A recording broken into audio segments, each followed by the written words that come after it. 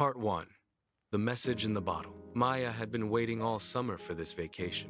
Her family was going to Starfall Bay, a sunny island with soft beaches, blue water, and palm trees that leaned over the sand like they were waving hello.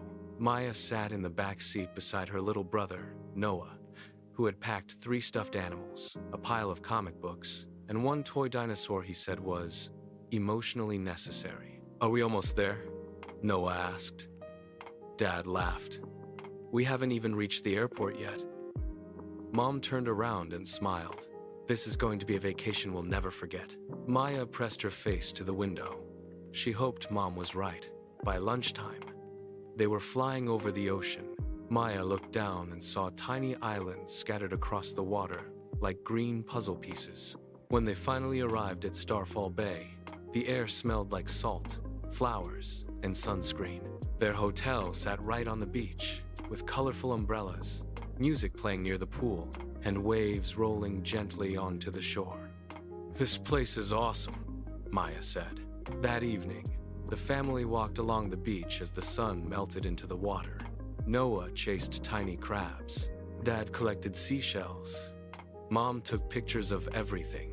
Maya walked near the edge of the waves, letting the water rush over her toes.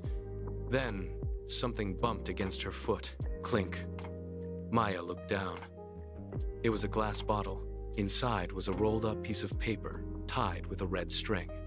"Noah," Maya called. "Come look at this." Noah ran over. "Is it treasure?" Dad raised an eyebrow. "Or trash?" Mom smiled. "Only one way to find out." Maya pulled out the paper and carefully unrolled it. It was a map. Not a regular map. This one had drawings of palm trees, caves, stars, and a big red X near something called Whispering Rock. At the bottom of the map were words written in shaky handwriting. "When the moon touches the water, follow the singing stones. But beware the tide that walks." Noah's eyes got huge. "The tide that walks? Nope, I don't like walking water." Dad chuckled, but Maya noticed Mom wasn't laughing. Mom looked out at the ocean. "Whispering Rock is real. I saw it listed in the hotel guide." Maya's heart started beating faster. So, this could be a real treasure map? Before anyone could answer, the wind suddenly grew cold. The waves pulled back from the shore. Far across the beach, near a dark pile of rocks, something began to glow. One stone, then another, then another. They lit up in a path leading away from the hotel. Noah grabbed Maya's arm. "Maya, are those the singing stones?" A soft humming sound floated through the air. Maya looked down at the map. The red X began to glow.